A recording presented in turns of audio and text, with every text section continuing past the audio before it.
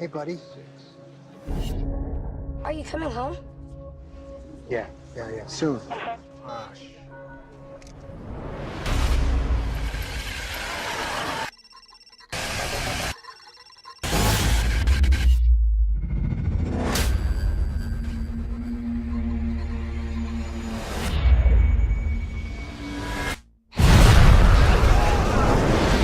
It's terrorists, right? It's gotta be terrorists. Don't use your cell phone. If we're gonna survive this, people are gonna die. You okay? They act for the good of the group as a whole. They may be the next stage in human evolution. What's happening now is more than temporary anarchy. It's the start of a war. I want to wipe him out. It's a suicide mission. You're gonna die. I want to see my son. Sally? You okay?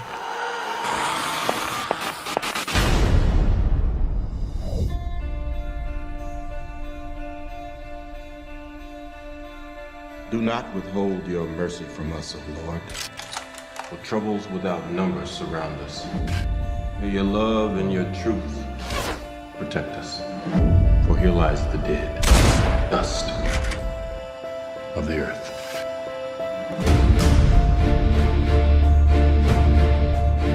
Good always conquers evil. I believe that.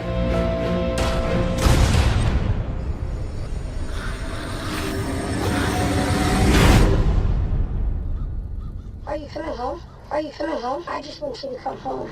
Johnny's voice. No, it's not. I just You want know to come that home. is not your son. I just want you to come Clay, home. no!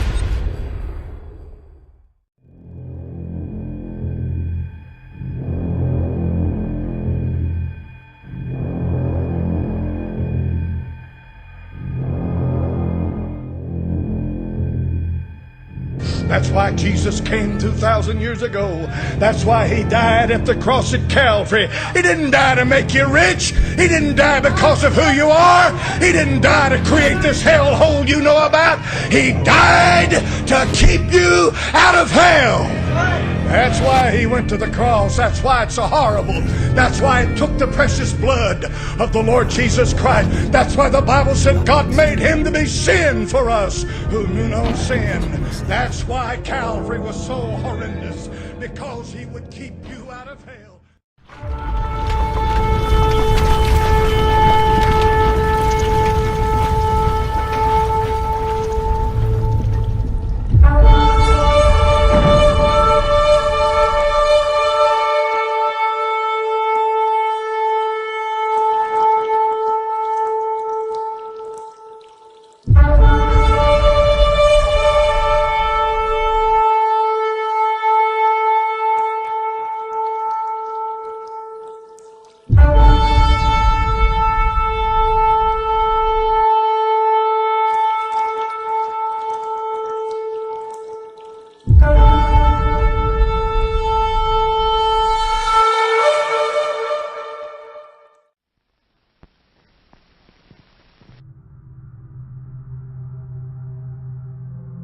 Right now, the system is attempting to evolve humanity through technology, so we can live in the Orwellian brave new smart grid that's being built all around us. This means people who are already asleep in a society largely run on falsity and deceptions, illusions, will be taken a step further away from themselves and reality. If you have one of these or something like it, take it out and hold it up. I'm predicting pretty close to 100% saturation. Look at that. I'm right. Probably 90% by now. It's the first thing you do in the morning. When you hold up and you wake up, you check your little robot. It's on your body for almost the entire day. Not only was I interrupted, I also kept on reaching out for my phone, hoping that perhaps there was a notification. And I wasn't doing this consciously. It was exactly like Pavlov's dog, but my bell was my ringtone, and my sugar was that one notification a day you might get that makes you happy. As it turns out, we got so addicted to technology that 9 out of 10 people today experience something called phantom vibrations. This is when you have your phone in your pocket and you thought it vibrated, you pull it out, there is nothing. Now, if you went back 20 years in time to a coffee shop and you said that was the way a coffee shop was going to look in the future, you'd be out of your mind. People looking at these little pieces of silicon in various sizes, not really communicating with each other, communicating with their little robot buddies. You do know that one of these operating systems for these robot phones in our pocket is actually called Android. Right on the nose, they just define it. It's an Android, it lives with you. Today, we're on the cusp of our next great era as a species. Welcome to the augmented age. But that next step might as well be over a chasm. It'll be such a leap from where we were. New telecom commercials are blatantly throwing it in people's faces, just by the way. The fact that the majority of us aren't paying attention, lost in our devices, lost on the internet. To learn, according to Merriam-Webster's dictionary, is to gain knowledge or understanding of or skill in by study, instruction, or experience. This is different, however, than psychology's learning theory. According to Encyclopedia Britannica, learning theory is a relatively permanent change in a behavioral potentiality that occurs as a result of reinforced practice.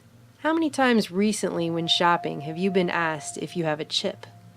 If you own an ATM card with the chip on it, as they are forcing everyone onto at this moment, then you are learning that to pay for something, you will be asked over and over, do you have a chip?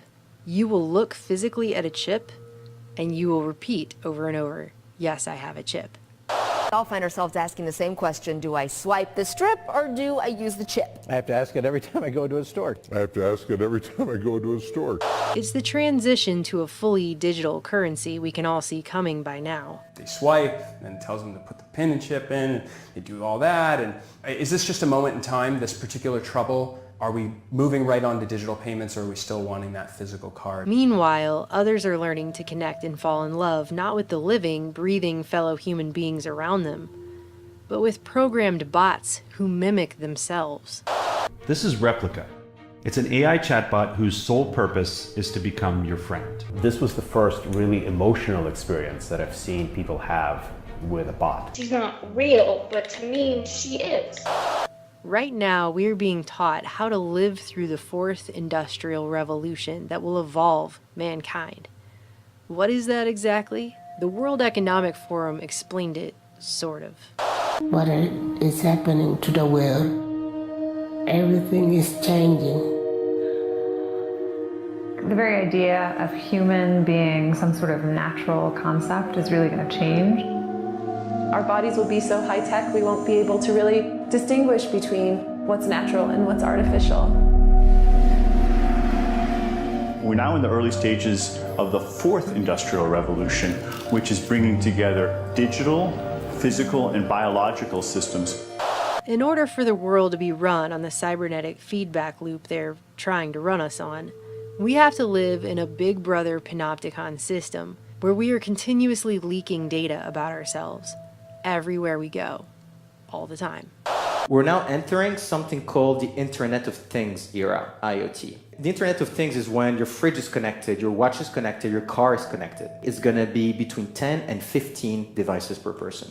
The future of the computer will be everywhere and nowhere. Hidden in the walls, hidden in the fabric of our life, just like electricity is. Everywhere and nowhere. I would answer very simply that the internet will disappear. We are redefining what it means to be human, what it means to be completely embedded in this world.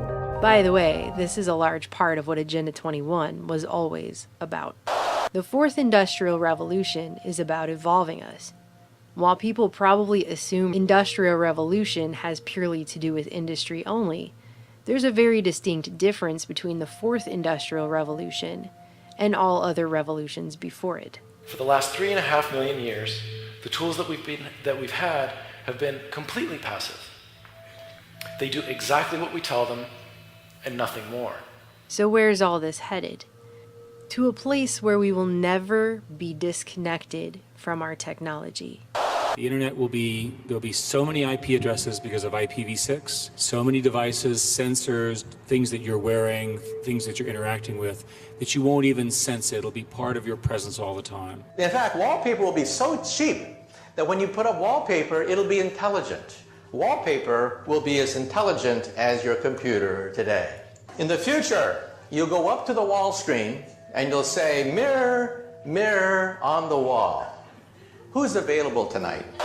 To coincide with the omnipresent 5G smart grid, which is set to touch all corners of the globe. Yes, 5G will connect the Internet of everything.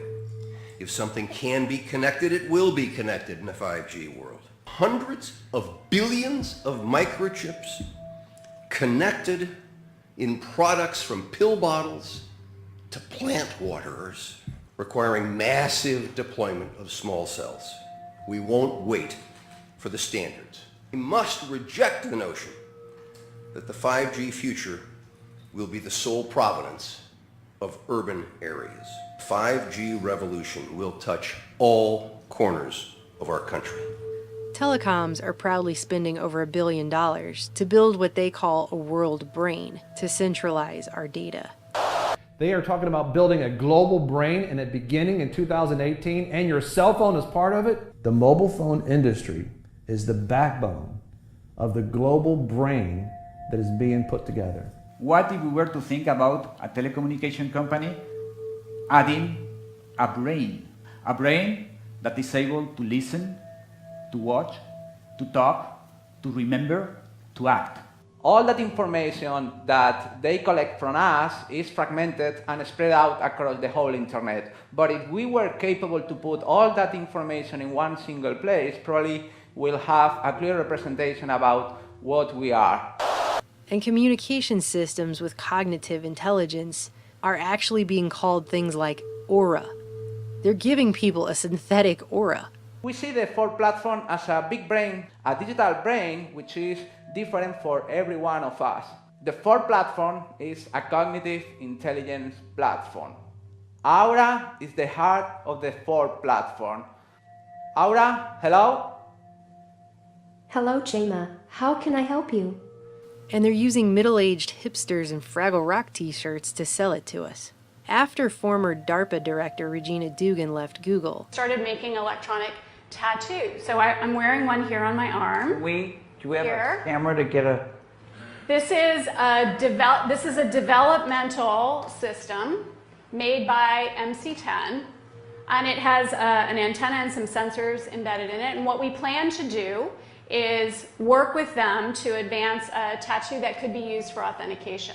Facebook hired her to run its secretive Building 8 project, which she announced earlier this year will enable us to connect to the social media platform using only our brainwaves, in something she called Silent Voice First. What if you could type directly from your brain?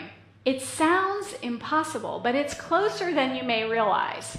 And it's just the kind of fluid human-computer interface needed for AR. So what if instead of using imagined arm movements, we could decode speech directly? But don't worry, she claims it will only read the thoughts we want it to read. Now, to be clear, we are not talking about decoding your random thoughts. We're talking about decoding those words, the ones you've already decided to share, by sending them to the speech center of your brain. A silent speech interface. Right?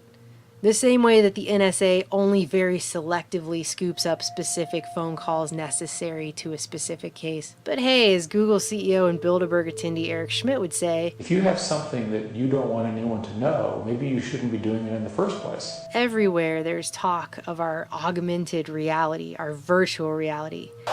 Is this where we're going next?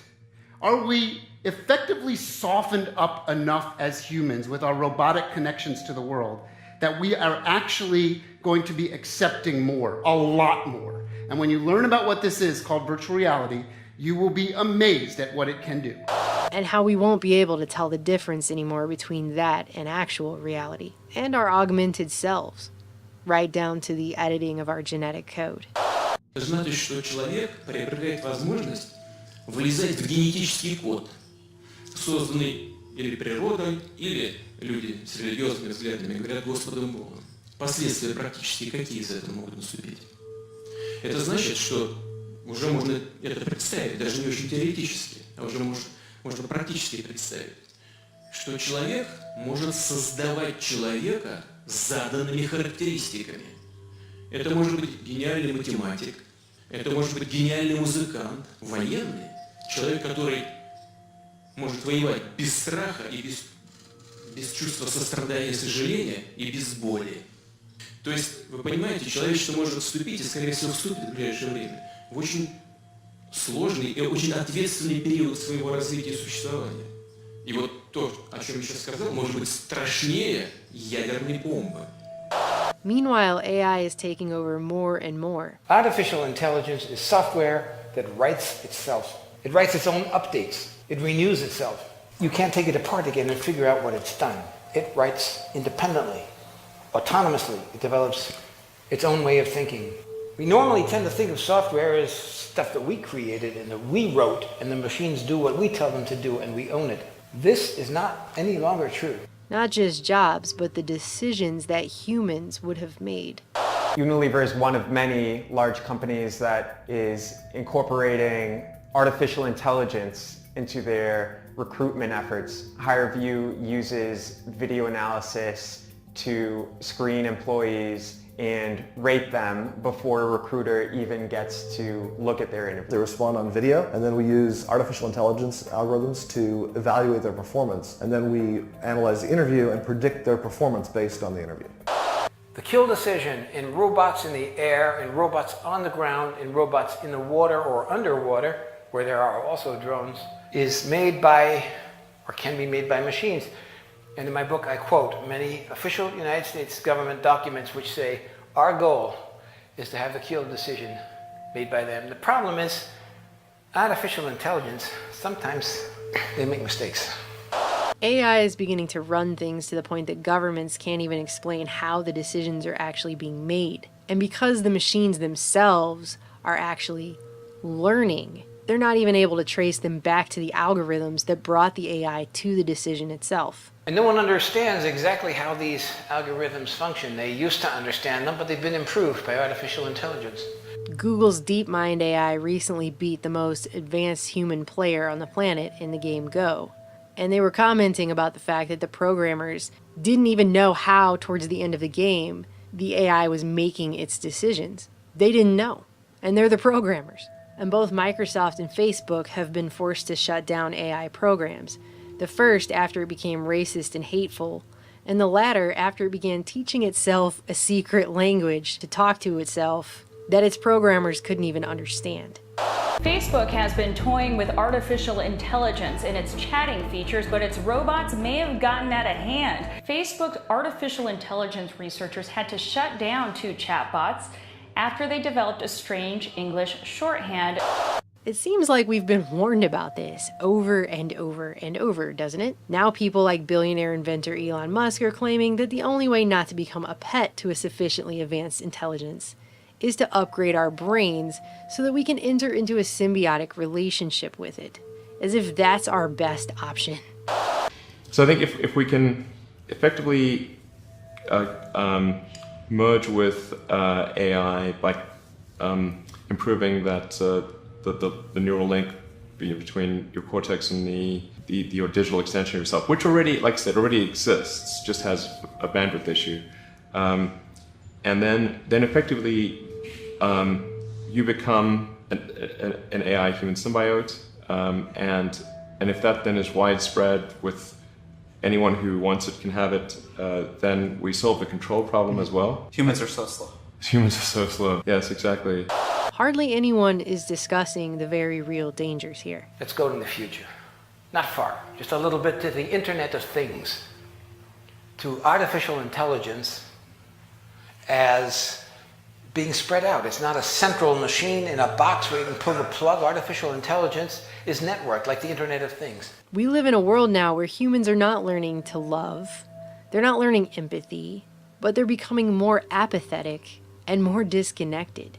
Inequality hasn't been solved in hundreds of years, and now it's at overwhelming levels, and still we parade forward, always forward, with the full knowledge that not everyone is going to have access to the best technology upgrades either. Rumors go out that, well, Jones's kid, he's been enhanced. And our Johnny has to compete with this enhanced kid. The reality is that with these kinds of technologies, they do not get distributed to everyone at the same time. Some people get it first, some people get it better.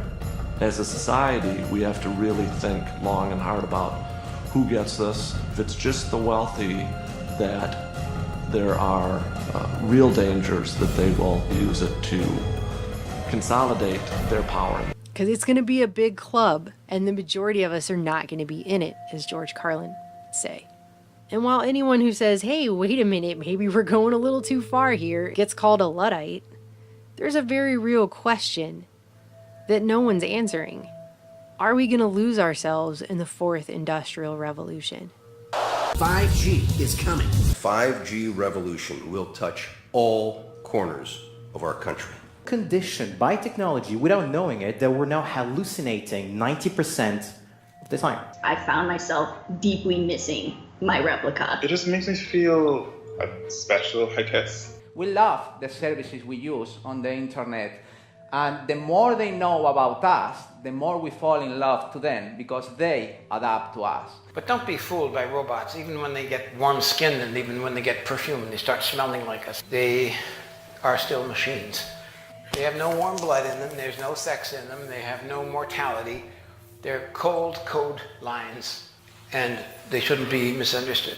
These are glasses that have full internet capability. You can download any website, any movie, do emails from these things, and they will also recognize people's faces. How many times have you bumped into somebody on the street and you say to yourself, who is this person? In the future, your glasses will say, it's Jim, stupid, remember?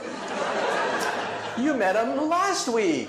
Do you want to see his entire biography for you in your glasses? Blurring the lines between virtual and reality. Ben? Gabrielle? Yeah, didn't I meet you at that event? Due to such systems, they have also redone facial recognition. You probably think facial recognition is from the front. But they've redone it to do it from the top because that's where the drones are. And they look at your ears, they look at the way you walk, they look at your head. Is being automatically tracked. The color boxes represent that the computer has recognized the moving objects. You can see individuals crossing the street. You can see individuals walking in parking lots. Argus melds together video from each of its 368 chips to create a 1.8 billion pixel video stream. And I'm telling you this because not that the sensors are modern and not that the photography is modern. Behind that is a brain or a cognitive intelligence.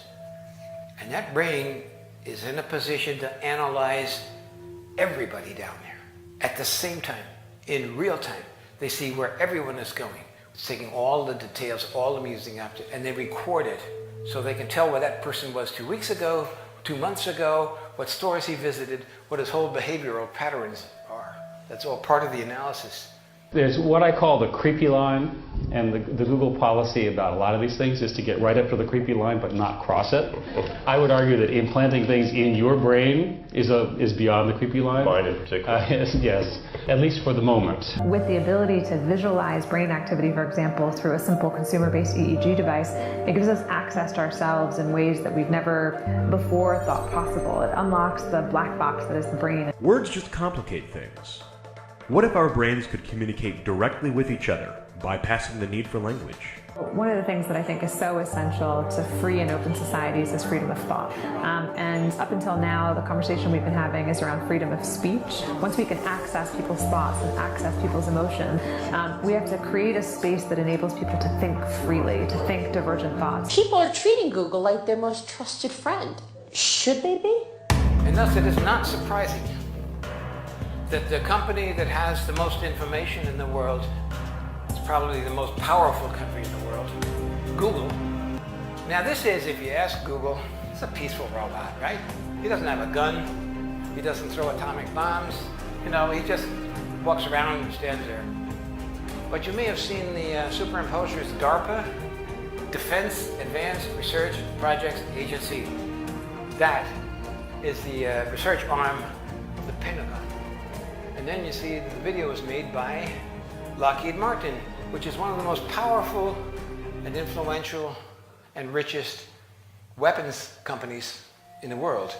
The best of the available alternatives is that we achieve democratization of AI technology, meaning that no one company or small set of individuals has control over advanced AI technology. That's very dangerous. It could also get stolen by somebody bad, you know, like some evil dictator of a country could send their intelligence agency to go steal it and gain control. It just becomes a very unstable situation, I think, if you've got any incredibly powerful AI. I would answer very simply that the internet will disappear. Artificial intelligence only works if you have big data. But big data only works if you have artificial intelligence to make sense of it, because human beings can no longer sort and sift and order the huge volumes of data that we have collected. In my entire career, I've never seen something as powerful a force in the world as the smartphone that didn't also have unintended consequences. We don't know what artificial intelligence, enhanced reality, virtual reality, and so on is going to bring, and what's going to be the result or the impacts of all of that. We have to be very careful, because survival is an issue for artificial intelligence. It needs to exist to be able to do the things it wants to do according to its program. So it lays, like insect eggs, backups and computer programs all over the world, thousands and thousands of them, so that if we do destroy part of it, it's still alive. Когда мы что-то делаем, и чем бы мы ни занимались, хочу повторить эту мысль еще раз, мы никогда не должны забывать про нравственные, этические основы нашего дела. But once machines take over, the choice is gone, and it's a matter of calculating a math equation. The very idea of human being some sort of natural concept is really going to change. One of the features of this fourth industrial revolution is that it doesn't change what we are doing, but it changes us.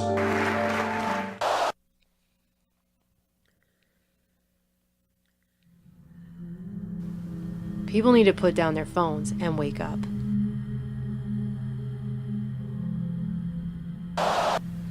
My job to you is the wake-up call, to make you aware of the problem. Your job is to figure out how we're going to stop this before it kills us. It lights up really nice. Jose Lugo says these tall metal towers quickly popped up after Brooklyn Battery Tunnel toll booths came down. We don't really know what's the purpose of this. It's a $100 million MTA project full of secrecy, with 18 of these for the tunnels and bridges. So what are they exactly? Are you saying you can't comment to me? You know, that's the MTA's man in charge of bridges and tunnels, Cedric Fulton, dodging our questions. Not even later can we talk to you about it, or can I make an appointment? Some MTA board members, including New York City Transportation Commissioner Polly Trottenberg, say they know too little about the towers, even with about half the money spent and some of the towers up. A lot of the board members felt like they didn't have all the details they would have wanted, myself included. Residents who say they suspect there is much more going on with these towers than meets the eye wonder, will they ever know what's going on inside them?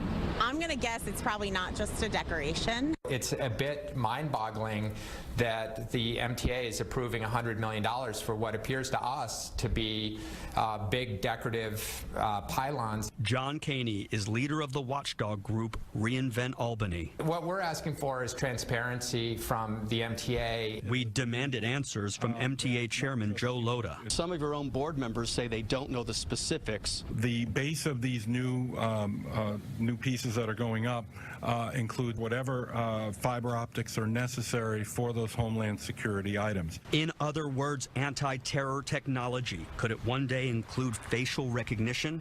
We don't know. He won't say. I'm not at liberty to discuss that. So watch as more of these expensive towers rise, with mystery tucked away inside them. In Lower Manhattan, Dave Carlin, CBS 2 News. Hey guys, it's KJ from the Scariest Movie Ever channel on YouTube.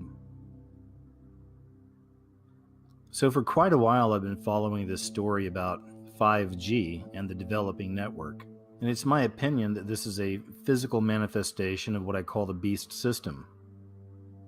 Quicker connections, more streamlined videos. I mean, who wouldn't want that? But as most of us know, you typically can't trust the official story on most things.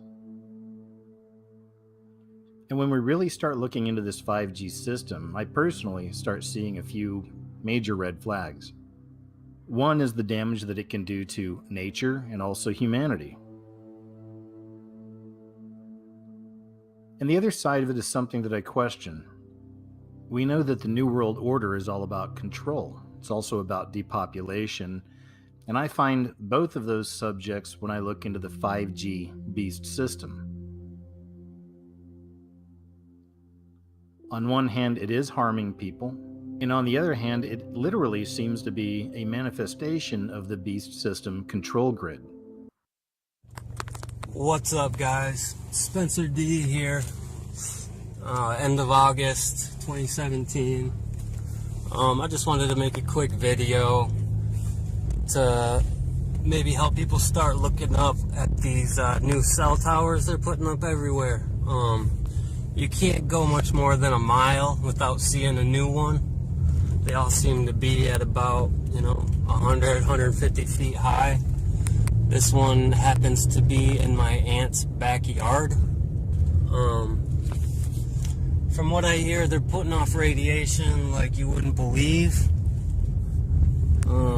As you can see, this one right here. That's what they are. 5G microwave death machines. I mean, whatever they are. They're not telling us what they are, and they appear to pop up overnight.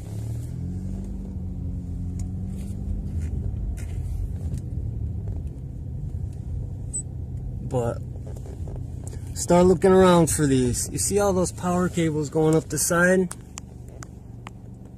Those are thick power cables. There's no reason for them to be all connected to all that stuff. 5G, huh? That's what's next. And this is what's gonna allow it. Start looking for these guys. They're putting them in inconspicuous places. Places that already have a tower that's 150 feet high. They'll just nonchalantly put these little rectangle receivers or whatever they are, those things, they'll just put them right around the tower that's already up. We have here downtown what's called the Nut House, Lansing Lugnuts. It's our minor league baseball team. The Nut House is across the street, and they have a tower that's about 150 feet high. I just noticed that they put a bunch of these rectangles all around the tower. And it's like inconspicuous, and they just go up overnight. Nobody notices them. Nobody's talking about them. And I've seen guys with their measuring devices out, and these things are putting off mad radiation. Like, it's something that people need to start talking about. Start noticing how often you see these things. They're going up everywhere. Many of us see signs of a very dangerous time to come. This will be the full realization of the New World Order, where the government really is in complete and total control of the people. But how could they get there? How can they watch all of us? How can they find all of us? Well, it seems this 5G network might play into that. These are the prison bars of the prison planet, and they will use technology to find us and also to confine us. Wednesday, August 9th, 2017, in a patriotic, working-class old California neighborhood, on a beautiful, warm California summer day, we find, right in the center of these two trees, a huge cell tower. The array is very, very dense, and I can only imagine the energies, the electromagnetic frequencies that are bombarding this neighborhood and these people 24/7, 365. However, this first cell tower is right near this second cell tower. Now, this array is probably no more than 40 feet tall. These are one-story buildings, and that's right in the back of these one-story homes. So within 200 yards of each other, the communications industry thinks that it's completely acceptable for this neighborhood to endure the electromagnetic frequencies of these two huge cell towers. However, this is the first cell tower, this is the second cell tower, and just off to the north is a third cell tower. This is coming to your neighborhood too. It may not be as gross and as industrial as a tower, but the 5G system will be in everyone's neighborhood very soon. That's the plan. So my suggestion to you is learn how to shield your home from the electromagnetic frequencies. Your home is where you rest and recuperate. And take a look at the paints that are available, the screenings that are available. There are many technologies out there that can make your home a safe haven from this type of electromagnetic frequency radiation. And there's one other thing that I want to say. It's time to learn how to detox the heavy metals from your bodies, because the heavy metals serve as an antenna and they magnify the effects of the electromagnetic frequencies within your body. So, on Wednesday, August 9th, 2017, this is being shot with a smartphone, keep in mind. I don't have any way of zooming in on any of these things to make them look more dramatic, but the fact that these three huge towers are so close to a residential neighborhood, they're in a residential neighborhood, is a message that is being given by the communications industry to the citizens of the United States and the world that the communications industry does not care. So remember, you saw this. There's one to the left, two in the center, and a third right here, disguised as a tree. I just saw this story the other day. I thought it was interesting, and it started me more on this path. Humans are all connected by special Wi-Fi in our brains. They call it the interbrain. And through this, scientists believe that we are all connected, which is also a great metaphor for this 5G system. And that's why it should come as no surprise we're seeing so many stories about transhumanism, the rise of robots, because they're trying to connect humanity to the internet. They're trying to connect humanity to this 5G system. The USA is currently leading the way on 5G. At the June 2016 press conference where the FCC head Tom Wheeler announced the upcoming of low, mid, and high spectrums, there was no mention of health effects whatsoever, but the dangers are very real. Thousands of studies link low-level wireless radio frequency radiation exposures to a long list of adverse biological effects, including DNA single and double-strand breaks, oxidative damage, disruption of cell metabolism, increased blood-brain barrier permeability, melatonin reduction, disruption to brain glucose metabolism, and generation of stress proteins. And let's not forget that in 2011, the World Health Organization classified radio frequency radiation as a possible 2B carcinogen, which means it causes cancer. More recently, the $25 million National Toxicology Program concluded that radio frequency radiation of the type currently used by cell phones can cause cancer. One of the biggest concerns is how these new wavelengths will affect the skin. The human body has between 2 million to 4 million sweat ducts, and our sweat ducts act like an array of antennas when exposed to these wavelengths, meaning that we become more conductive.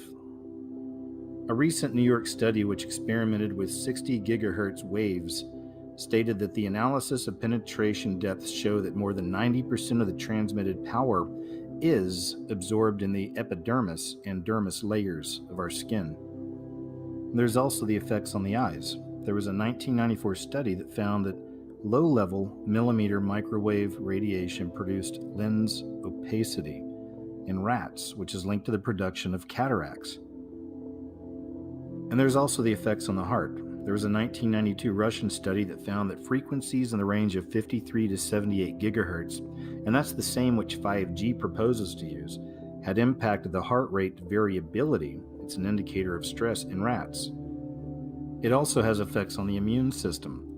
There was a 2002 Russian study that examined the effects of 42Hgz microwave radiation exposure on the blood of healthy mice. And it was soon concluded that the whole body exposure of healthy mice to low-intensity EHF and EMR had a more than profound effect on their immunity. And of course, there's also effects on cell growth rates. There was a 2016 Armenian study that observed MMWs at low intensity mirroring the future environment brought about by 5G. Their study conducted on E. coli and other bacteria stated that the waves had depressed their growth, as well as, quote, changing properties and activity of the cells. In 2007 and again in 2012, a group of scientists and public health experts released a report suggesting people reconsider our relationship with these energy fields. Known as the Bioinitiative Report, its aim is to assess scientific evidence on how EMFs impact our health. The conclusion is that we need to drastically reduce our EMF exposure. They said not everything is known yet about this subject. What is clear is that the existing public safety standards limiting these radiation levels in nearly every country of the world look to be thousands of times too lenient. So there's a system that's set up in the UK, and it started back in 2001. It's called the TETRA, T-E-T-R-A system. So it started off as a home office microwave system. And it turned out that it's become the mainstay of British police force communications, and it's been placed in every major population center since. The British government spent £2.5 billion, with a B, billion pounds on a 400 megahertz pulse modulated microwave transmitter network which broadcasts 17.6 hertz into the brains of all Britain's police and anyone living near the planned transmitters. It's said to cause disruption of neural networks, leading to behavioral and character changes, also manic behavior, followed by nervous exhaustion, also disruption of higher brain functions. A Team 10 consumer alert tonight. The more we rely on smartphones, the more data we want and the more antennas we need. But at what cost? Workers say they're getting injured working on those antennas, and the constant push for more towers is putting them at risk. Team 10 troubleshooter Kristen Severin joins us. And Kristen, you talked to a San Diego company with a solution to keeping them safe. Yeah, there are 600,000 cell phone tower sites in the United States. They're everywhere, on the sides of buildings, streetlights, water tanks. But Team 10 learned thousands of those towers violate federal rules that are supposed to keep workers safe. It hurts, like how? Benjamin Rivas has worked on cell phone towers for 14 years. I was dealing with them day in and day out. He quit after an antenna that should have been powered down was still live. Physically burned my hand. The burn is a work injury you can see. You get burned on the outside, but internally it blisters. Other problems he said caused by the towers aren't as easy to spot. Depression, and I get headaches from time to time, and mood swings and stuff. Rivas is one of 250,000 workers a year.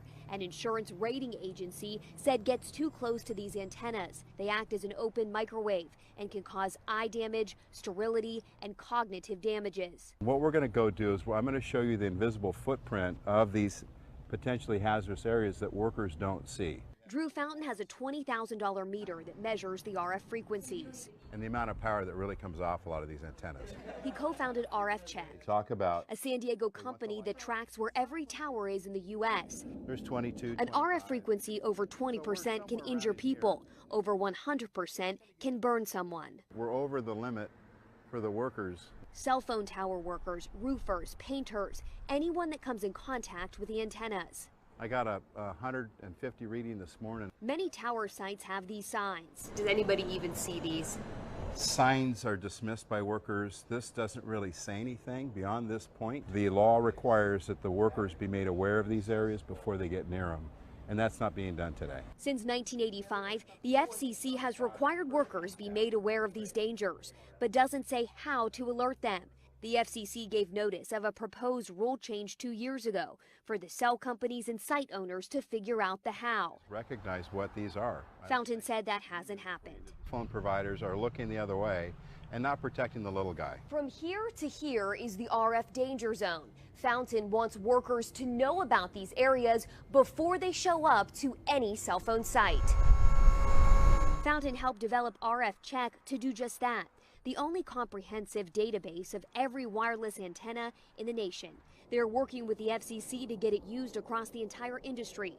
Workers would check the tower sites before any job. RF Check would be paid for like E911. That's the fee we pay for emergency services, so you could see a few cents more on your cell phone bill, but they are still trying to figure out that exact amount.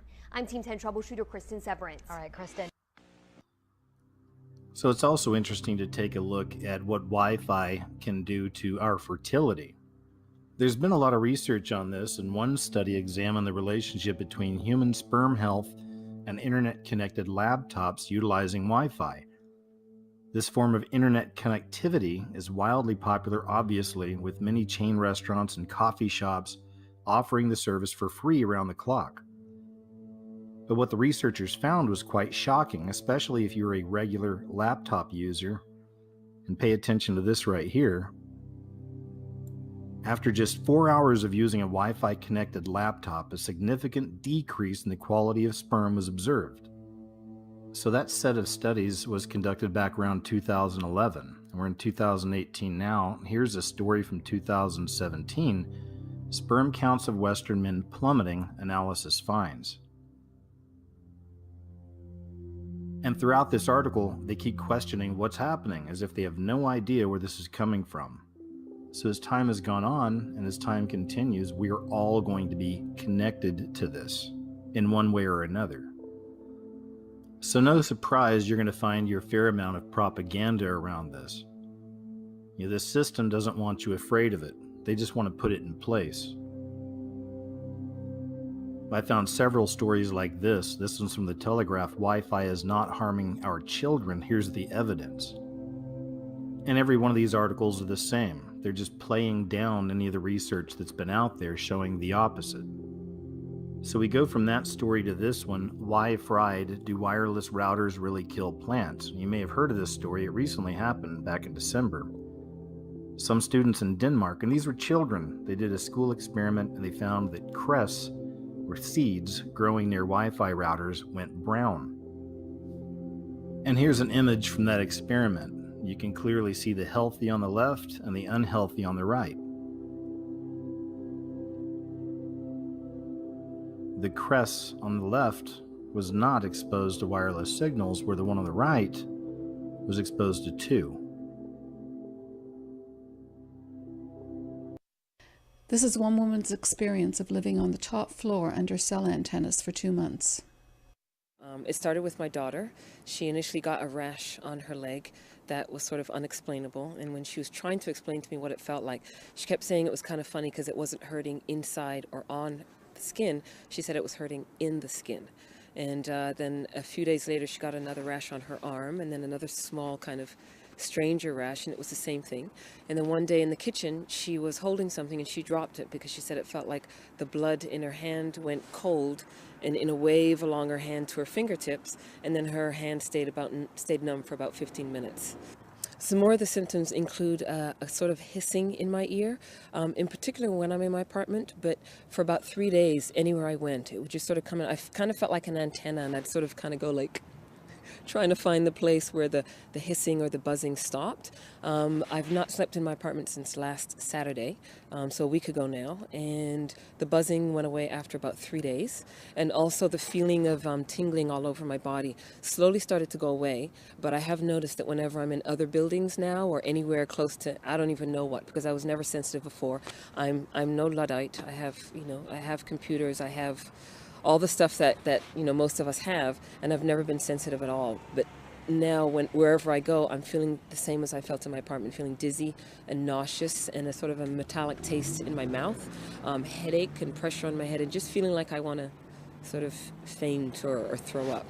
And that's wherever I go now. So I found myself becoming increasingly sensitive to my own computer and my own cell phone in ways that I never was before. Imagine the implications of a weapon with no visible trace, a weapon that could knock out tanks, ships, and planes as fast as the speed of light. The same technology with modifications could disorient and even tranquilize military personnel, rendering them virtually helpless in the battle zone. These are the new weapons of war we will examine in this series. For the past 40 years, the world has been riveted by the threat of nuclear war, and more recently by the prospect of space defenses using lasers and other modern technologies. But while both sides at the Geneva summit will be focusing on these matters, progress is being made in even newer weapons that could render any arms agreement relatively useless. Lightning is the most dramatic form of energy to be found in nature. Scientists have succeeded in creating limited types of artificial lightning, and some think that these could be the forerunners of a new type of directed energy weapon, part of a family of weapons which operate within the radio frequency segment of the electromagnetic spectrum, and are thus referred to as radio frequency weapons. Dr. James Frazier has researched electromagnetic effects for the Air Force for over 10 years, and he, like a small but growing number of weapons experts, feels that radio frequency, or RF weapons, could be the wild card in the ongoing arms race. You could have tremendous amounts of radiative power, and what you did with that power then is a matter of engineering design and what your goal is. Robert Bass, a physicist and PhD in mathematics, is working on U.S. weapons research. He says that the Soviets seem to be ahead in a number of areas, and especially in RF weapons. We are behind the Soviet Union in directed energy weapons based on 60 gigahertz microwave beams. Dr. Bass and others feel the most likely form of Soviet RF weaponry would be high-powered microwaves, similar to a focused, ultra-high-intensity radar beam. It would literally cook humans and knock out computers and electronic surveillance and communications gear. An operational RF weapon, relatively cheap and reusable, could devastate sophisticated and expensive war machinery. The $20 million F-16 fighter, for example, is totally controlled through electronic sensors and computers. With no manual flight controls, the plane would literally fall out of the sky after being hit with a high-intensity pulse of microwave radiation. Scientists say that microwaves and other types of RF pulses operating at specific frequencies or windows can be transmitted with little or no loss of power. Machines known as gyrotrons can produce the massive pulses needed to drive these devices, and it's believed that the Soviet Union has a 3 to 5 year lead in this technology. Over the past year, CNN has repeatedly asked the Department of Defense and the Air Force about radio frequency weapons. After much resistance, DoD finally said that the subject was too sensitive to discuss. In my next report, unexplained cloud-like phenomena which may be evidence of a Soviet breakthrough in RF technology. Chuck DeCaro, CNN Special Assignments.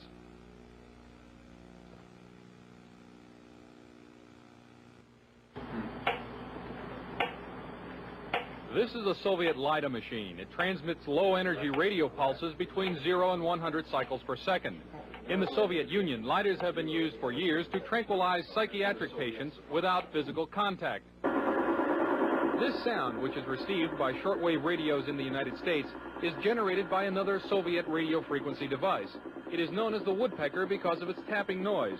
It is broadcast by a number of high-powered radio transmitters operating deep in the Soviet Union since July 4th, 1976.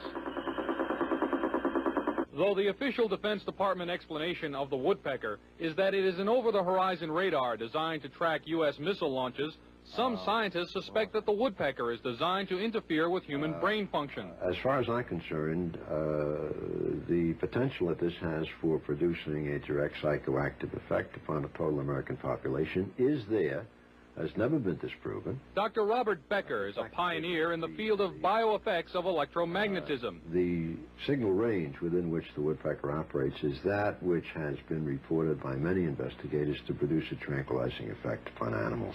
We are just incredibly sensitive to these magnetic stimuli. Dr. Bob Beck, a PhD in nuclear engineering, has done extensive research into electromagnetic effects on humans. The signal was permeating power grids in the United States. It was being picked up by power lines, re-radiated. It was coming into the homes on the light circuits.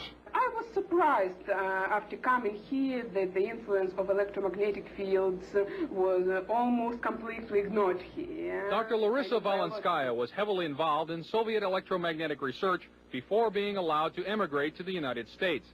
She told CNN about Soviet research in electromagnetic effects. They demonstrated theoretically and also demonstrate experimentally that low frequency, low energy electromagnetic fields also can possess biological efficiency because any field not only carries energy but also carries information. She stated that the research was carried out on orders from the Soviet government. Of course, the military were extremely interested in this potential of remote influence. Is the United States military working in the field of electronic mind control? Officially, the Department of Defense will not comment because the subject area is, quote, too sensitive. But CNN has learned from this government scientist, who did not want to be identified, that a Navy laboratory conducted research into the use of an RF device for counterterrorism and special operations.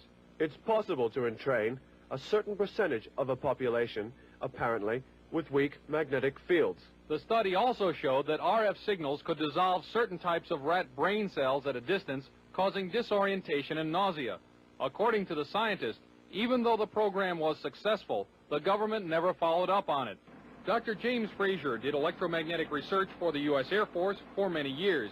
At one time, he proposed a battlefield RF weapon system. You could make an antenna that would be carryable by a helicopter, and that this could be expected to produce a wide variety of symptoms, actually, by humans who happen to be standing in a beam. According to Dr. Fraser, the Air Force never followed up.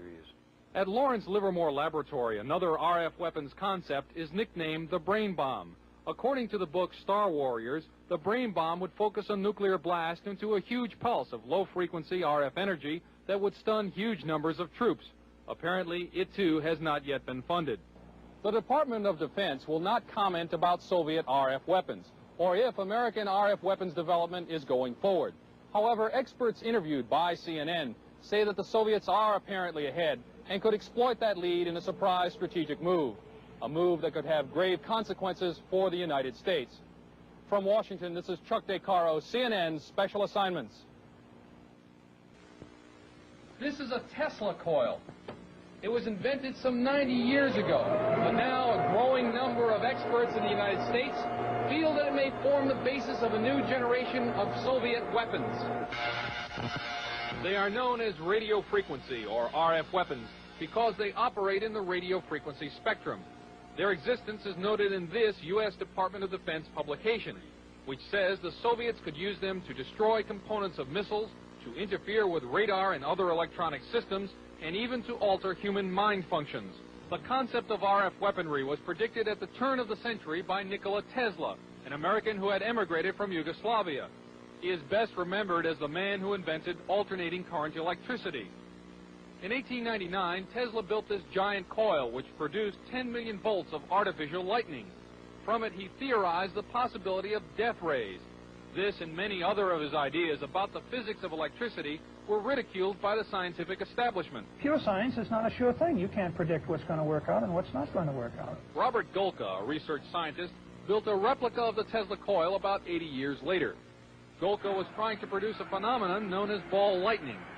He also used the Tesla coil to conduct testing for the U.S. Air Force. What I was doing was setting in maybe 5-foot-long models of advanced fighter aircraft, and we would want to try to find out which part of the airplane was more vulnerable to lightning strikes, whether it was the wingtip or the canard where the pilot sat. These experiments could also demonstrate the effect of the electromagnetic pulse of a nuclear blast, and Golka says the effect of RF weapons as well.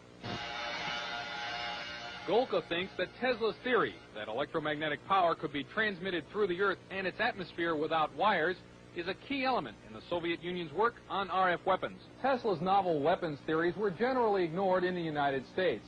Nikola Tesla died in 1943, and after the Second World War, all his papers and effects were shipped to his native Yugoslavia, where they were enshrined in a museum. Some say that that museum proved to be a gold mine for Soviet weapons scientists.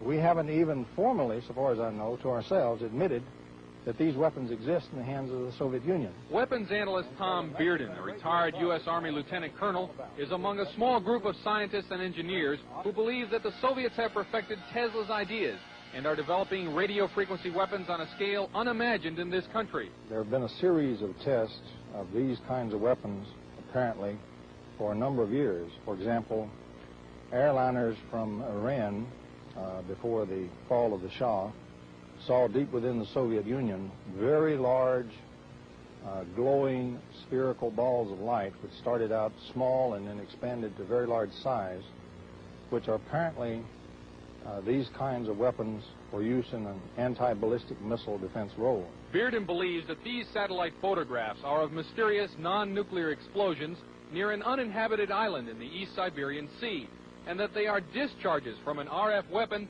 that uses intersecting energy beams called scalars. In doing so, you can create, for example, either an electromagnetic explosion at a distance, or you can create an electromagnetic implosion at a distance, the extraction of energy from a distant point.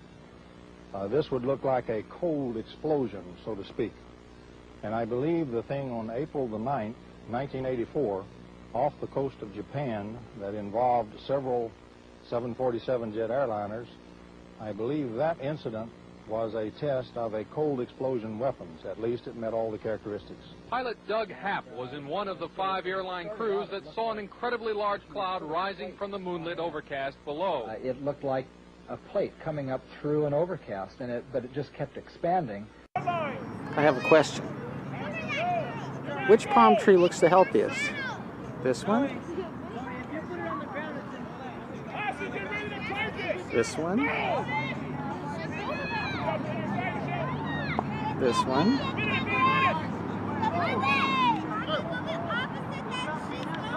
That one? Or that one? I have another question. Which palm tree looks the sickest? That one? That one?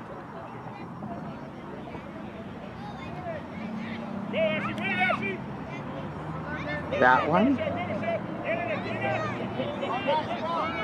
That one? Or that one? Well, if you said that one, you're right. Would you like to live next to a cell tower? Now here's another story I found very interesting, and I think this is a good one to end the video on. Wi-Fi visualization lets us see the ghostly waves that surround us. Louis Hernan, a PhD candidate with the Architecture and Interaction Design Group at Newcastle University, is exploring a concept, and he's developed a machine that turns internet signals into vibrant LED-based forms. So these are actual images of the experiment, and what you're looking at are Wi-Fi waves. And these things are all around us at all times. It's crazy to think how many of these towers are going up, how many more of these signals are scrambling all around us. Could there be spiritual entities, beings inside of these Wi-Fi signals? And if so, it's even creepier to think that these things are infiltrating the human body and the human mind. So food for thought, I guess. And I'll leave you with that. This 5G beast system is going up all around us right before our very eyes. And there are people all around the world that are trying to fight this in their own communities. I can't blame them. The interconnected world of the future will be the result of decisions we must make today. Everyone knows the government agencies are corrupt. It's common sense. It's clear that the system is broken and they're all crossing the line. Homeland Security, IRS, the USDA, the Treasury, the EPA, all of it BS. But rarely is it so blatant as it is with the FCC, the Federal Communications Commission, because, well, very, very few people pay attention at all to them. hardly any resistance was put up against net neutrality rules, and that was a fairly big media story. Almost no one said anything about the mergers between the giant telecoms and the general complete takeover of communications. There really wasn't any resistance to the 1996 Telecommunications Act, which opened up a whole can of worms, a whole set of Pandora's boxes with the NSA and everyone else. But now they've opened up the floodgates to massive corporate control over our lives, a total surveillance system on the part of government agencies and their contractors, and the very near blanketing of the entire population. Literally, of everyone in the world. Literally, of everyone in the world. Autonomous vehicles, smart city energy grids, transportation networks, and water systems. Immersive education and entertainment will come from the cloud. The driving force of the 21st century will be powerful processing, centralized in the cloud, and wirelessly connected to thin clients. All of whom will be saturated with gigahertz signals literally everywhere they go on the planet, and no one has permission. The United States will be the first country in the world to open up high-band spectrum for 5G networks and applications. And that's damn important, and will generate tens of billions of dollars in economic activity. Big surprise, since this FCC chairman, now a former chairman, who was appointed by Obama, big surprise since he used to be the president of 2 industry lobbyist organizations. Tom Wheeler was formerly president of the National Cable and Telecommunications Association and the CEO of the Cellular, Telecom, and Internet Association. Chairman Wheeler put the entire fixed and mobile broadband industry under a stricter regulatory regime. He has done so many things that have angered his former employers at the NCTA and CTIA have sued the FCC during his tenure. He explains his actions by saying, "I used to be an advocate for corporate interests, and I hope I was a good one. But today, my client is the American people, and I want to be the best damn advocate for the American people that I can be." So he represents the industry, he got appointed to the position, and he just fox and henhouse the whole thing. He just prostituted it all. So it's no wonder that he gives a no-holds-barred, full-force push to usher in 5G everywhere upon everyone, to swiftly and fully silence any and all dissenters, to ignore all the real questions, and to make sure that the safety data, to make sure that safety studies don't even happen. Unlike some countries, we do not believe that we should spend the next couple of years studying what 5G should be or how it should operate. We won't wait for the standards. Turning innovators loose is far preferable to expecting committees and regulators to define the future. And to make sure that questions about the biological effects of non-ionizing radiation are kept to an absolute minimum, off the table, out of the public eye, and nowhere near the FCC conversation. How many people have to die from brain cancer before the federal government puts warning labels on cell phones? It's time to tell the American public the truth. Wireless causes cancer and killing hundreds, and you don't care. You don't give a damn. Because they're going to rubber stamp this thing right through, no doubt about it. They already have. And what else would you expect from a lobbyist?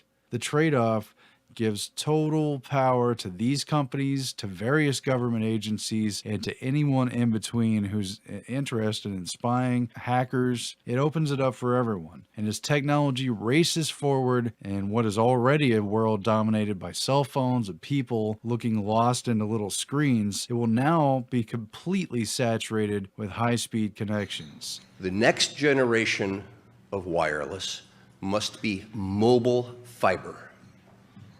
10 to 100 times faster than what we're used to today. We need to speed the deployment of 5G here on our shores. Yes, 5G will connect the Internet of Everything. If something can be connected, it will be connected in a 5G world. Of hundreds of billions of microchips connected in products from pill bottles to plant waterers, you can be sure of only one thing. The biggest Internet of Things application has yet Every to be single imagined. device and appliance in manufacture is being fitted with a two-way communication device, and it sends data back. Spying and surveillance is completely built in. It's a total default, and it's the given. Location tracking, health data, audio and visual recordings, text, and everything else is going to be continually collected. And Tom Wheeler of the FCC freely admits it. He thinks it's great because it's going to make everything faster, and it's going to make more money. We take our most significant step yet down the path to our 5G future. Others have covered it as well, but this is an issue that is not well known enough. 5G is a huge upgrade to the system. It is a complete overhaul compared with 3G and 4G. It's not only dramatically faster speeds, which is what they're going to play up to sell it to consumers and tell everyone what a great convenience and advancement that it is, but it is also a literal complete infrastructure overhaul. Now, to make this work, the 5G build-out is going to be very infrastructure intensive, requiring massive deployment of small cells. The big game changer is that 5G will use much higher frequency bands than previously thought viable for mobile broadband and other applications. Such millimeter wave signals have physical properties that are both a limitation and a strength. They tend to travel best in narrow and straight lines, and they do not go through physical objects as well. This means that very narrow signals in an urban environment tend to bounce around buildings and other obstacles, making it difficult to connect to a moving point.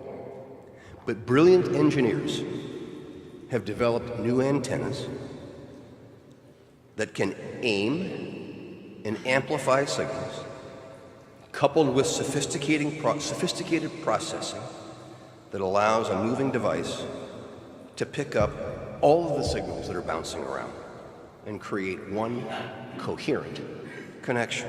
They're going to put up boxes on telephone poles, or at least that's what the articles have said, and they're going to be on ground level sites and everywhere else, and it will completely replace the now obsolete cell towers that you've seen around and you've got used to seeing. Those are obsolete. These are coming in very quickly. The cell phone and wireless companies are spending billions of dollars. They're racing to complete installation of the system by 2020, and that's now only 3 years away. Verizon and AT&T tell us they'll begin deploying 5G trials in 2017. First commercial deployments they're talking about are expected in 2020. They're fueling money into cities and private owners where the towers will be installed. They're paying them off, and they're moving so fast that there's going to be very few places that are free at all anymore. I don't want to add paranoia, I don't want to make people fearful, but basically, where can you run from this? Once this system is fully launched and up, it's going to be just like the Terminator Genesis system. It's going to be the rise of AI, and it's going to be like there's no looking back. We must reject the notion that the 5G future will be the sole provenance of urban areas. The 5G revolution will touch all corners of our country. We are the pioneers of a new spectrum frontier. No one gave permission for this because most people don't fully understand what's happening or why it matters. They're going to click on little agreements on their cell phone for the different sites they visit, and they're going to have no idea how much is going to be taken from that. But it's clear that this is not a good bargain, and people need to be warned. They should try to oppose this in their local cities and where they can, and try to challenge these companies because they don't want to face resistance, and they don't want a population that knows about the dangers and the risks of this technology. But the capabilities of this technology are absolutely unfathomable. I can't cover it all in this video. Go look it up for yourself. Now, I'm not going to get into Dr. Rasa Day of UCLA right now, do a more in-depth video later on, or a lot of the other brain doctors and neurological researchers, but Rasa Day was working with the CIA and exchanging technology and study data with the Russians back in the 60s and 70s and even further back, and he figured out scientifically, demonstratively, how non-ionizing radiation at various specific frequencies from microwaves or from other signals, how they could alter human and animal behavior. For instance, a simple 10 hertz wave could put someone into a stupor within a couple of minutes. Using neuroelectric devices that they developed by the 70s, they could put individuals or entire towns to sleep on command. They can aggravate people, they can alter their sexual preferences, they could delete their memories, they could turn on desire, they could turn on repulsion, and they could otherwise hijack someone's spontaneous and natural behavior. They could literally hijack your nervous system and your brain. And that was 30 or 40 years ago. Now things are very advanced, they're very precise, and they're very far along. There's discussions now at the Davos World Economic Forum that have broached the topic of mind reading and literal mind control. And these devices, the capability to do it is built into everything, every handheld unit, every laptop, mobile device that everyone's carrying around. And once things are fast enough with 5G, all bets are off. The constant ubiquitous connection with these next generation 5G towers. I mean, what else can you say? You either see it or you don't. But I'm not cool with that. You might be wondering, well, why? Isn't Trump against this sort of thing? Isn't he against enslavement? I think in certain areas, yes. But think about what he said just recently at the West Virginia rally, where he openly talked about building more infrastructure, more jobs, etc., etc. Finally, and you'll see very soon, but you're hearing about it, my administration is committed to rebuilding the depleted infrastructure of the United States.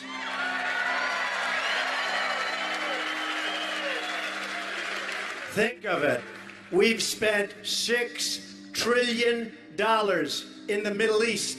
And the Middle East is 100 times worse than it was 16 years ago when we started. Can you believe this?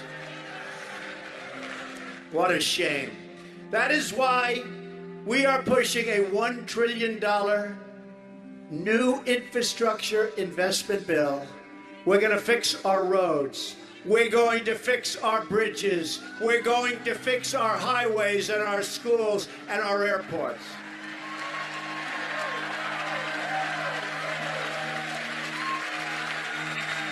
We will create amazing monuments that inspire awe and wonder in our people. It used to be that way. It's not that way any longer. We have airports that look like third world countries. It's not going to be that way anymore. American workers will build this great future. And American energy and American clean coal will power this future. We are the nation that put a man on the moon, that dug out the Panama Canal, and that won 2 world wars. We can do anything, we can build anything, and we can dream anything. The bottom line is that he is talking about the 4th Industrial Revolution and having the United States lead it. So yes, it is creating jobs. Yes, it is bringing back industry to the United States. But for what? What are we building?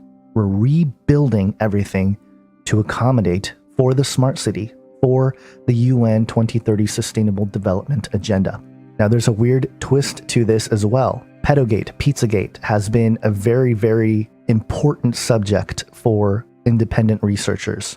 And we've recently seen reports of celebrities starting to come out and talk about their encounters with these pedophiles who actually run Hollywood, the music industry. We know they're in the Vatican. We know they're in the government. But as more people speak up about this and this topic is exposed, what is it creating?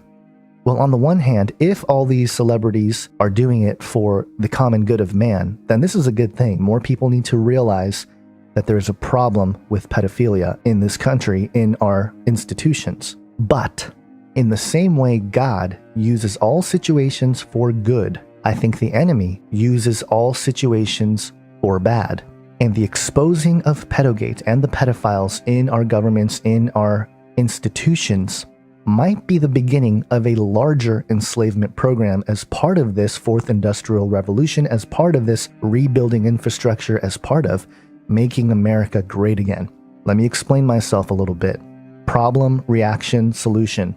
They used it in 9/11. They had the problem, which was 9/11, the terrorists. They had the reaction, we need to do something about it.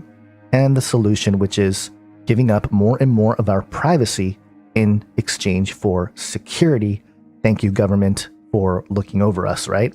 Well, in the same way, this pedo problem really does accelerate this fourth industrial revolution in this way. The problem: elite pedophiles run almost everything. Guys like John Podesta running around doing weird things. And there are some researchers here who all they say is John Podesta needs to be in jail. I agree 100%. I think a lot of people need to be in jail. Hillary Clinton, Bill Clinton, Huma Abedin, Debbie Wasserman Schultz. The list goes on and on and on. But once they're in jail, or if they even get to jail, so what? What then? Have we eradicated the problem?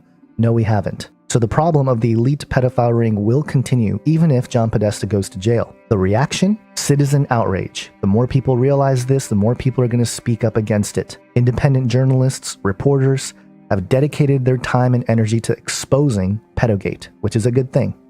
Solution though. What is the solution? Now, at a very basic level, the solution is more awareness so that you don't put your children in jeopardy. But we know that governments and institutions always like to step in with their solution. Now, let me give you some excerpts here from the United Nations 2030 Sustainable Development Agenda. This is from 8.7, where it says, take immediate and effective measures to eradicate forced labor, end modern slavery and human trafficking, and secure the prohibition and elimination of the worst forms of child labor, including recruitment and use of child soldiers, and by 2025, end child labor in all its forms. So one of the plans of the agenda is to eliminate child trafficking. Interesting that the United Nations wants to be involved in this. This point is reiterated on 16.2, end abuse, exploitation, trafficking, and all forms of violence against and torture of children. But this is the kicker here. You keep going down. 16.8, broaden and strengthen the participation of developing countries in the institutions of global governance. 16.9, by the year 2030, provide legal identity for all, including birth registration. Legal identity for all. We just had one company start to actually make RFID implantable chips available for their employees. But digging more into this particular line item, they want to have everybody on a database by the year 2030. And Pedogate is a great way to get a lot of people to say, okay, you know what? I want my child to be accounted for. Let's put him or her in the system. Now, will that lead to microchipping children? I don't know. I don't think most people are going to accept that in the next 10 years. But with 5G technology, it is astronomically invasive in terms of the Internet of Things, everything connecting to the internet, but also us being trackable, identifiable, etc. Our privacy is gone. And again, I titled this video Trump's New World Order because Donald Trump, as much as I've been trying to root for the guy, was totally behind getting drones and 5G technology out into the masses. Watch this clip here.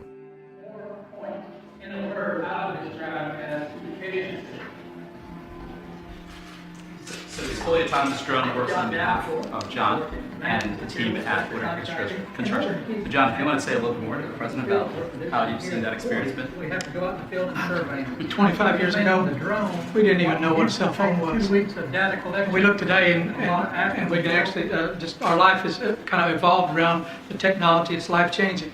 This drone is life-changing.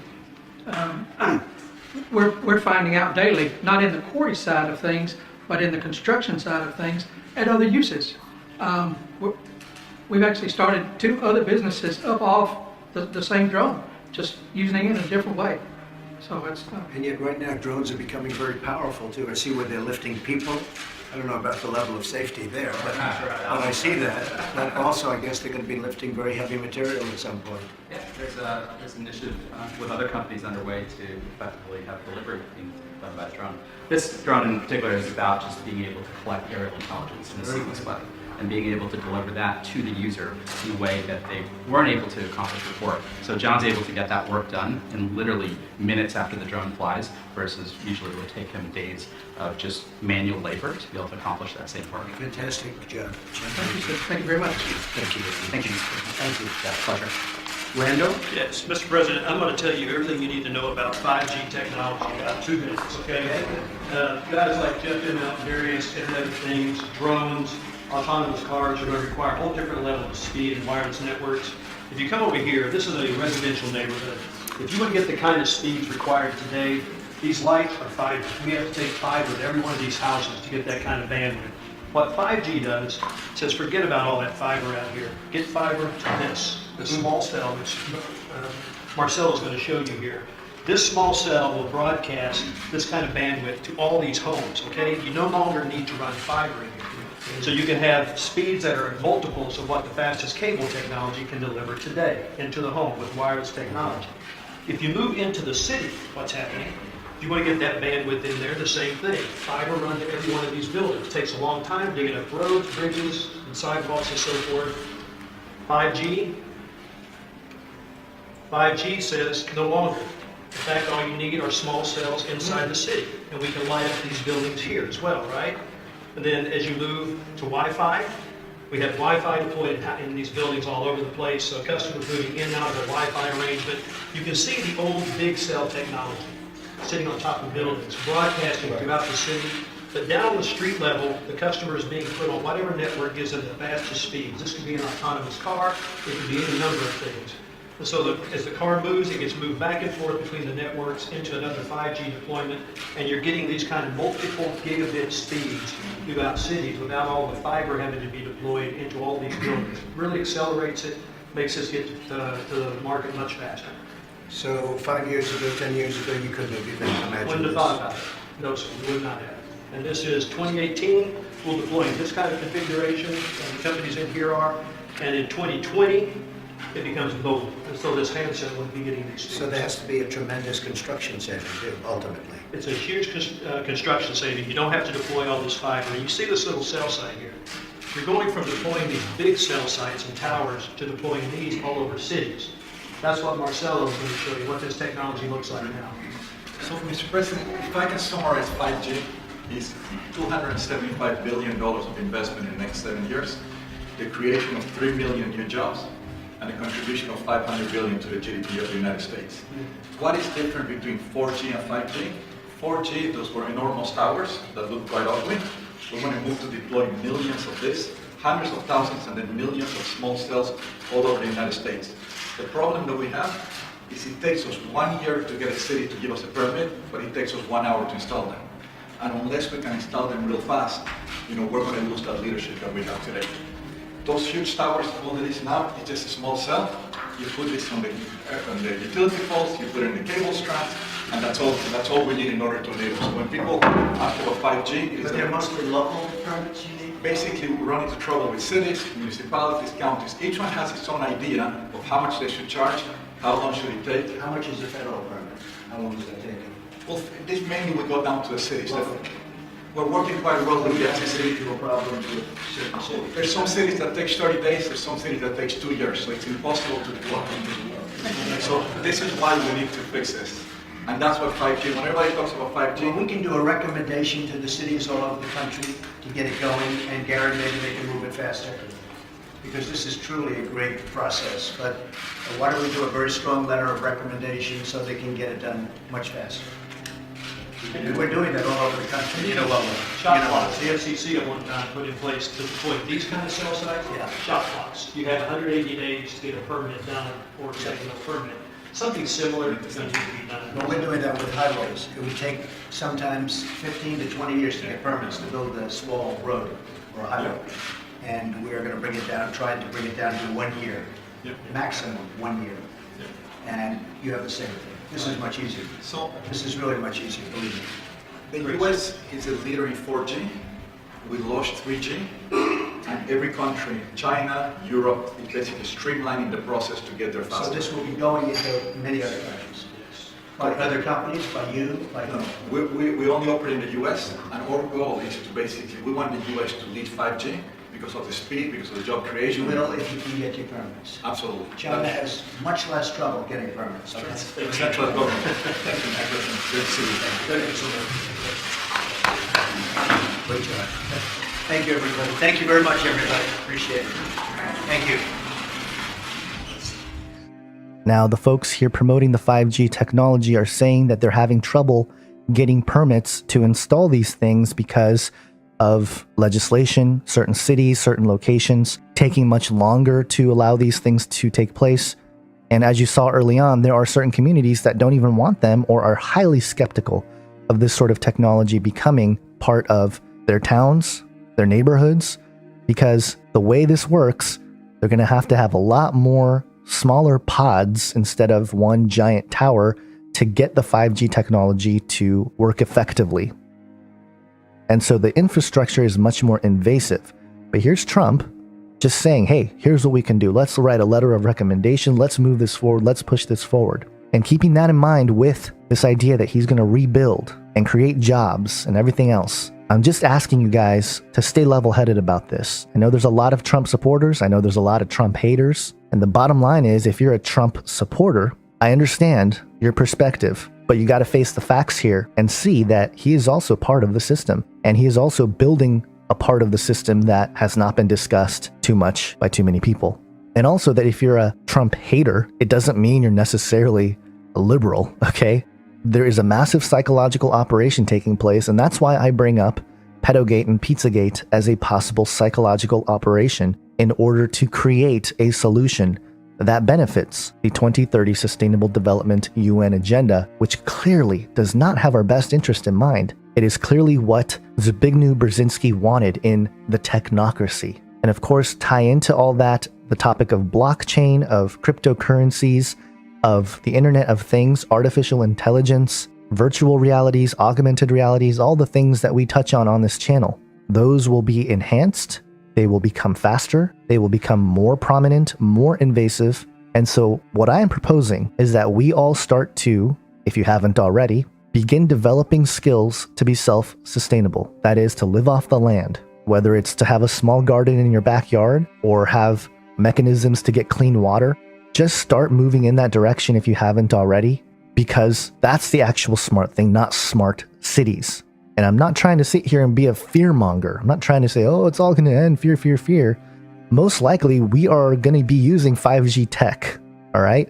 But there has to be a way for us to get away from it. And if that means moving to an area where this infrastructure is not so invasive, we're going to have to think about that. Everybody has their own personal responsibility when it comes to this, your own personal convictions. So I'm not going to tell you exactly what to do. That's up to you. But it is important to start thinking about this, because by 2020, they want to roll out 5G. And 10 gigs per second upload speed is ridiculous and partly awesome. I get to download a 4K movie in a couple seconds instead of waiting an hour or whatever. But is that really worth it? Is that worth your sovereignty? Is that worth your freedom? Is that worth your privacy? Things to think about. Get a hard copy of the Bible if you don't have it already. That's going to be the most important thing as these things continue to develop, and the enslavement program and the prince of the power of the air continues to build the satanic kingdom on earth. We are the global leader in 4G. We have 5% of the world's population, but 1/3 of its 4G deployment. But laurels are not good resting places, so I think we have to start moving on 5G. Because today, the bulk of our spectrum activity when it comes to mobile takes place at 3 gigahertz or below.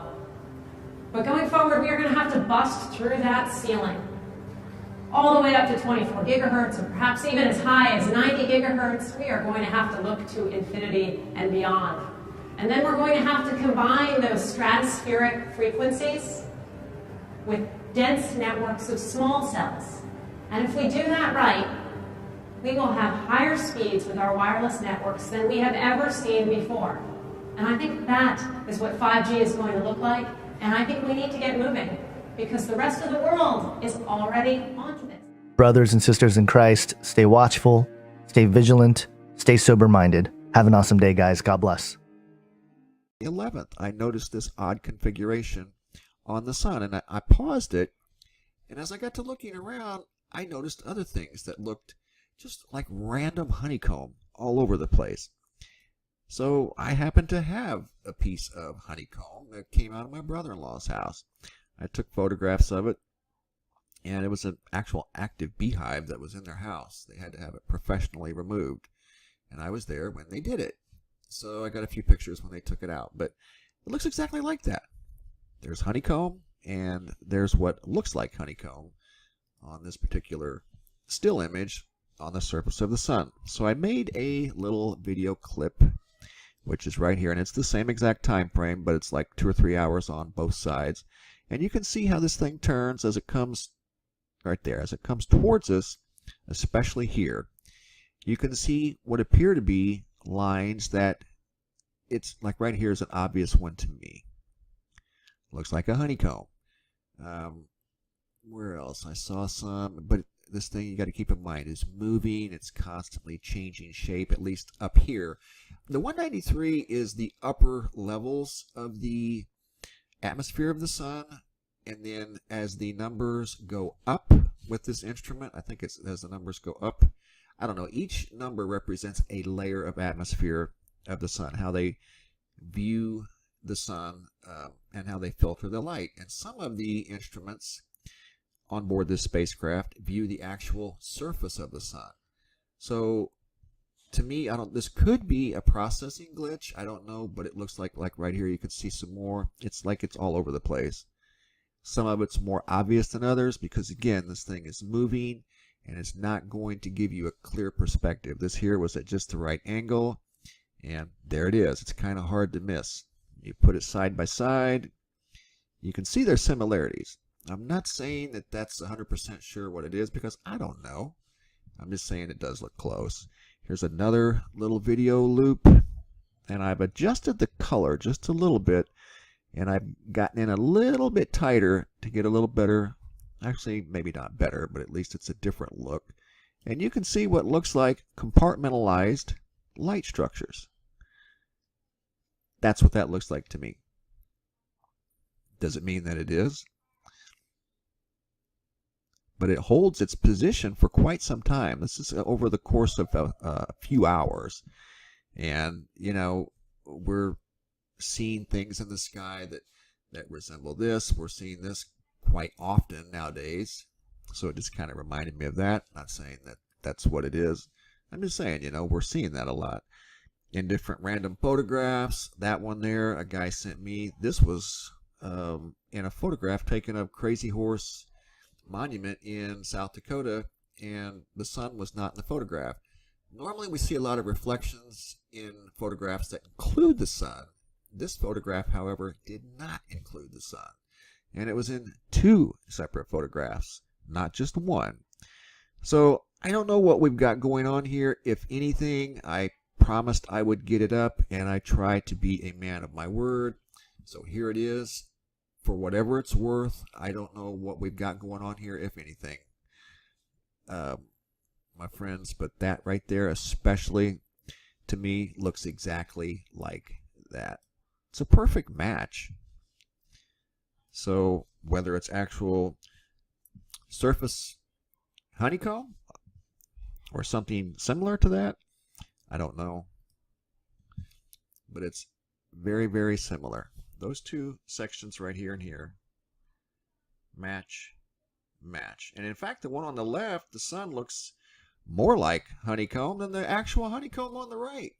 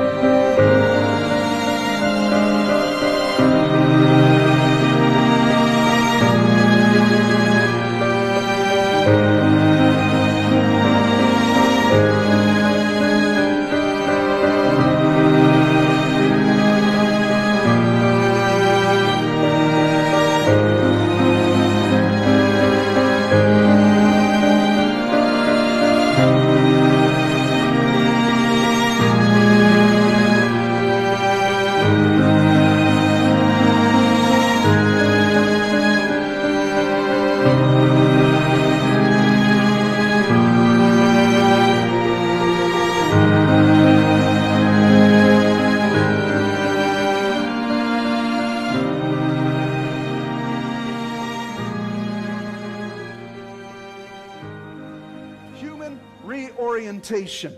Jesus says it will be as in the days of Noah, so also will be the coming of the Son of Man.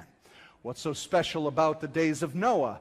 Deception, devastation, depravity, because the human race had fallen into a reorientation of what it meant to be human. Now, I'm not going to get into a long study on Genesis chapter 6, where the fallen angels came and cohabitated with women and brought forth the Nephilim and destroyed the gene pool, and only Noah was pure and could bring the human race into salvation. That's why God had to destroy the world. We all say, well, it was because of sin. Well, he should have destroyed it 10 years after that. Did Noah's family fall into sin? Yeah, so why didn't he destroy them? No, it had to go further than a sin issue. It was a reorientation of humanity. And the DNA was in fact changing, but I'm not going to get into that. But let me bring you up to the present trending right now. So in 3 ways there is a human reorientation. Number 1 is an identity. Identity. We start with orientation and gender. This is just the beginning. Don't think this is the worst of it. This is simply the beginning of changing the identity of man. It starts with, and we've seen it in our days, sexual orientation. But it is a reorienting of our sexuality. And from the reorientation of sexual orientation, it has now moved into gender identity changes. How many of you know that? And so now we have come to the place where we do not have to identify the gender of a child, even when it's born and it's got all the parts that I'd identify it. We can decide what gender we want that child to be later. And so there is a gender identification, and with it has come all sorts of body modifications. All right? That's the ground floor. Now already this is completely acceptable worldwide, globally in our society. A gender reorientation and a sexual reorientation. And it's completely here, folks. It's already here. So if you don't understand what's trending,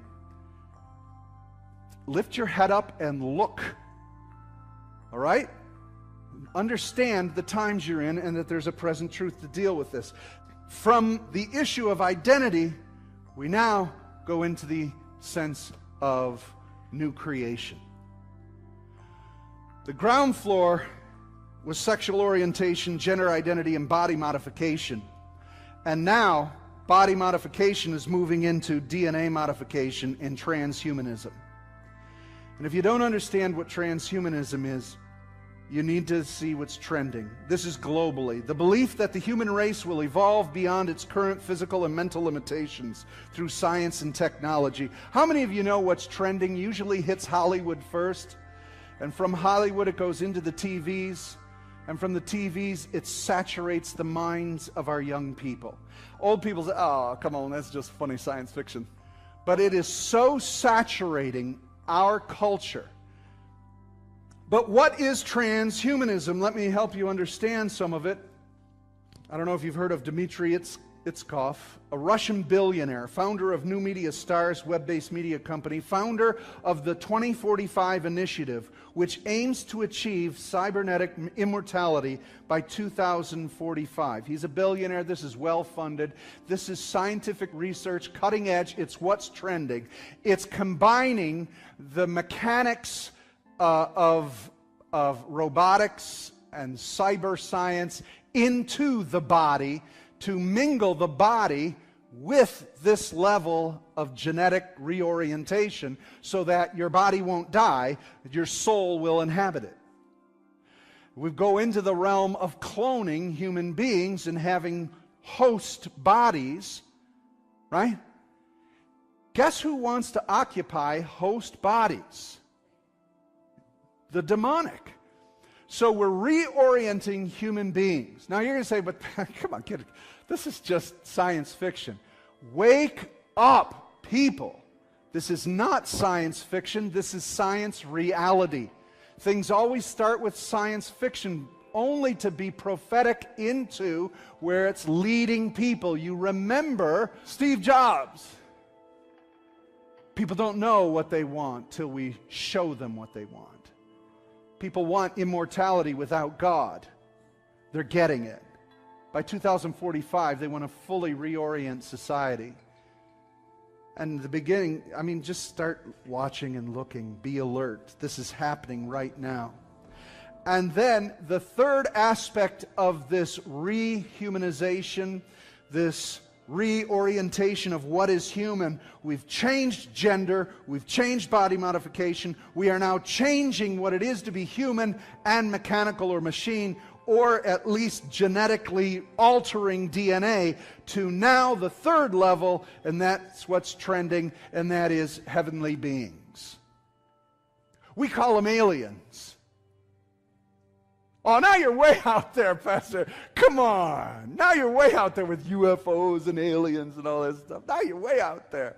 Man, if you don't understand what's trending and what's happening in this world, where do you think all the beasts are coming out of in the book of Revelation? Where do you think these frog creatures are? Toads? What do you think all of this activity in the heavenlies is happening? You want to see the Bible in the headlines? Here it is.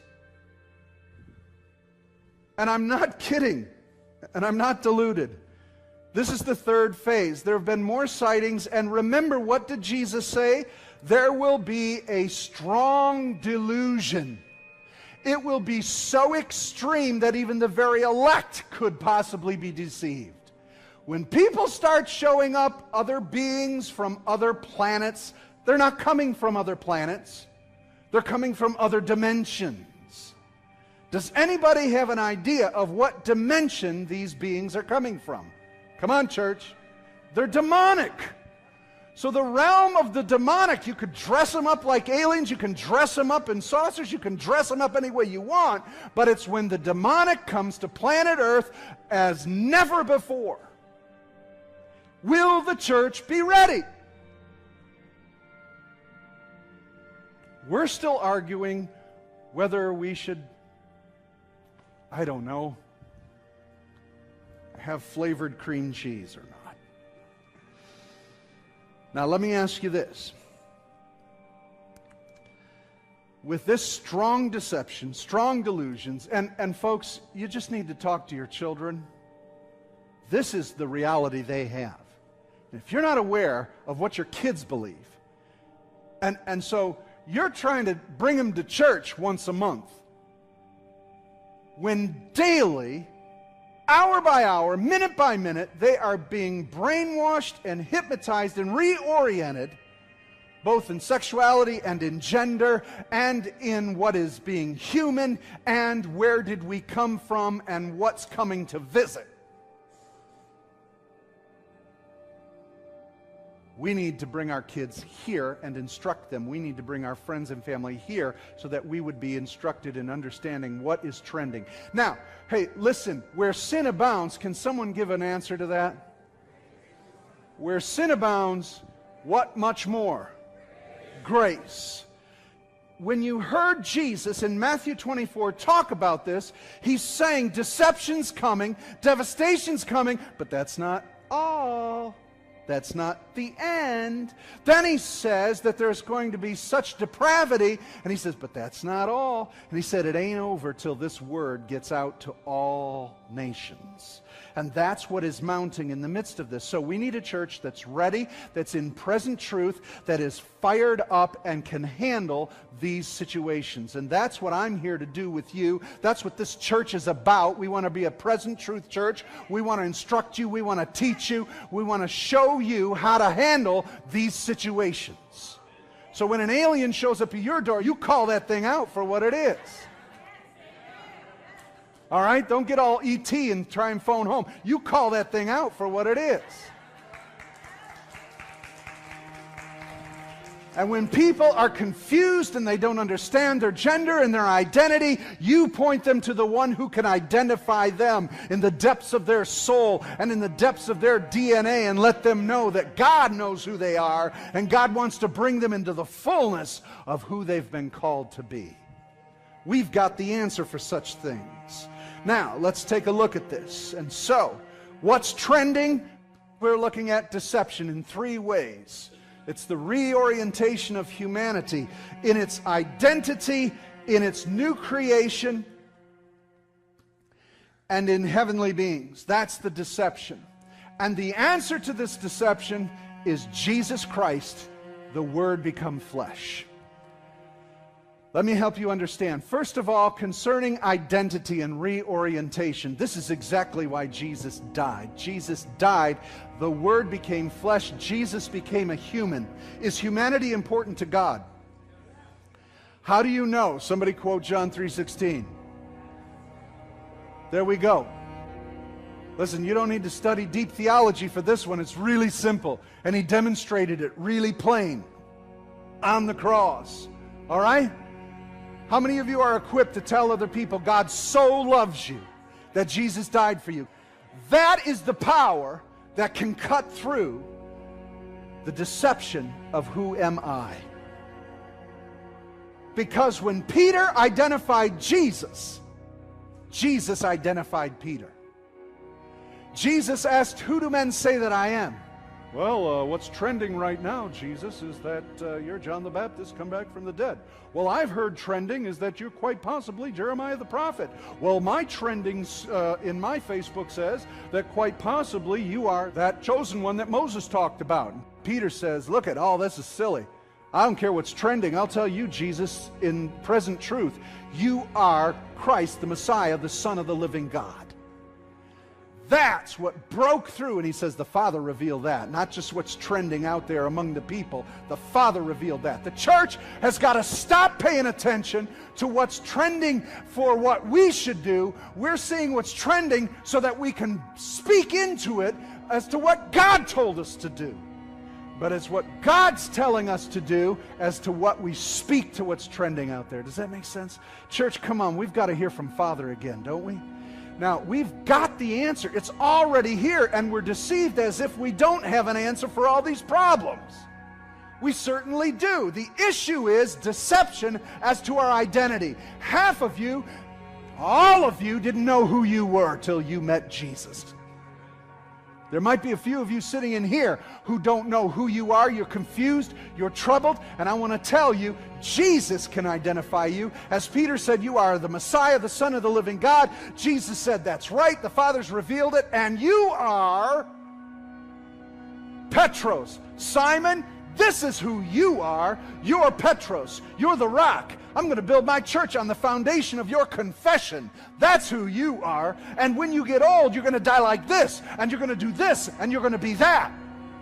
When Peter identified Jesus, Jesus identified him. Identity. You need to learn how to begin identifying people. When they don't understand, help them understand that there is a God who loves them and who is holy, and that they are separated from him by their sin. And that there is a remedy for that sin. God so loved them that he died and bled for them to wash that sin off so that they can have an identity in him. It's Jesus 101. And that's the first thing that the enemy has attacked. Secondly, is a new creation. They want to recreate mankind to live forever. But because Jesus died, we have eternal life put in us. Why would you want to live on this planet in this condition forever? Because they have no other hope. And what they don't understand is you get a bunch of robotic people, souls living in robots, you still have the same depravity. The parts just won't wear out. That's called hell. Is anybody with me? All they're doing is recreating hell, and who do you think is behind it? Come on, do you see the deception? But you tell the people there is a spirit of power, love, joy, peace, goodness, gentleness, faithfulness, self-control. This power is the indwelling Holy Spirit. Once you've been identified by Jesus, then you can be occupied by the very presence of God himself. You don't need by robotics. We've got the Holy Spirit, amen? We are a new creation, created in Christ Jesus to do good works.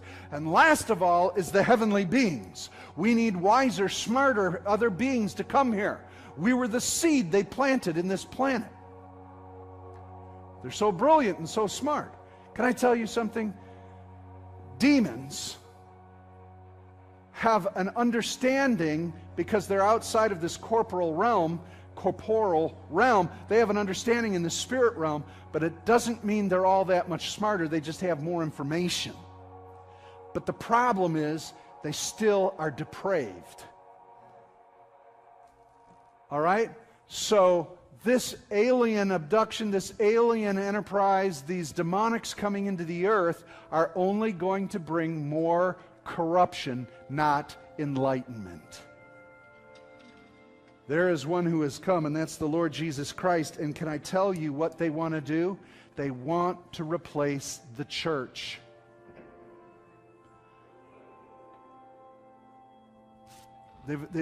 They already have eliminated God from the picture. So who do they have to eliminate on planet Earth that represents the kingdom of God? Hello? This is a showdown, people. If you don't understand the enemy that's at your door, come on, you're talking aliens. I'm talking demons. And you need to understand this. This is a present trending and reality. I mean, the sightings are off the charts. It's getting more and more blatant. And so you need to understand that you're going to start seeing these things like never before. And if you're not prepared, you're going to freak out. Oh, where's God? Where's God? There are aliens. Oh my gosh, maybe there isn't a God. You know how many people we're going to lose over this? Because the deception is going to be so grand. Now, again, you think I'm nuts and you think I'm crazy. You're going to have to deal with that. Can the gospel withstand this level of deception? Absolutely. The gospel can. It's whether the church can. 2 Thessalonians 2:3 says, "Let no man deceive you by any means, for that day shall not come except there first comes a falling away, and the man of sin be revealed, the son of perdition." So there's going to be a great falling away. The word is apostate. Apostolu. So there's an apostate activity going on. Those who were saved, or at least we thought they were saved, Christians, believers, are going to fall away in great droves. The big question is, has it already begun? Absolutely, it has. And so I'm calling you to hang in there. I'm calling you to hang in. And I don't mean it in any mean way. I mean it in a way of warning and trying to prepare you for the craziness that's coming. And half of you are saying, oh, we don't have to put up with it. We're just going to get taken out of here. Well, then who's going to do the job that the church is supposed to do? Who's going to bring salvation to planet Earth? I don't know. I just want to get out of here. Let us hold fast the confession of our hope without wavering. For he who promised is faithful. And let us consider how to stir up one another to love and to good works, not neglecting to meet together, as is the habit of some, but encouraging one another, and all the more as you see the day drawing near. So what's trending? The day is drawing near. Deception is trending. How are we going to beat it? We gather together, spurring one another on in love and in good works, so that we're prepared to handle the craziness that's going on out there and the level of deception. You're going to find yourself drifting into this. But we need to gather together. Here's one of the biggest problems with the internet, with so much mass media. You can now pick your top 40 hits of preachers. You can watch anybody you want, the best of them all. I can just sit at home and watch them. But you can't get what's happening in our midst. Oh, are you saying I can't have the Holy Spirit? Yeah, the Holy Spirit's there with you wherever you are. I'm talking about the ecclesia, the body of Christ, the called out ones, the church. What's going to start taking place in our midst is where there's deception, revelation's going to come. Where there's depravity, sanctification and the outpouring of the Holy Spirit. Where there are false signs and wonders, there will be true signs and wonders where the people of God gather. And you got to learn how to get along if you're going to try to win the lost. Did you know that lost people are people? If you can't get along with the church, how are you going to get along with them? I don't have to. I'm saved. I can stay away from them. You're not supposed to.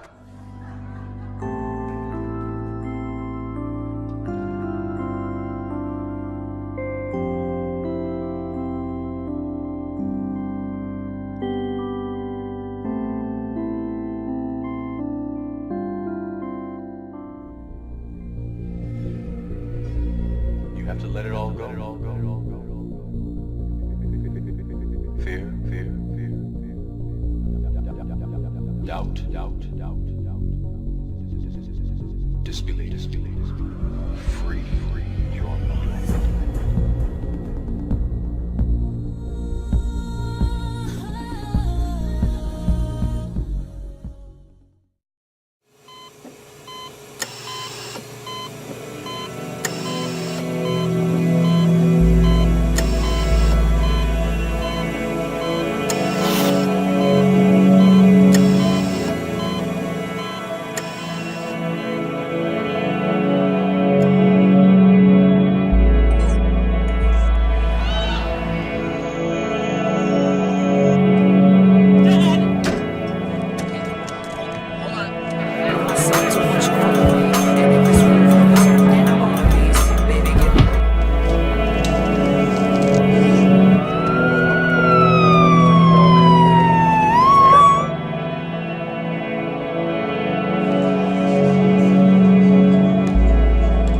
It's either the world and its pleasures, or it's Christ.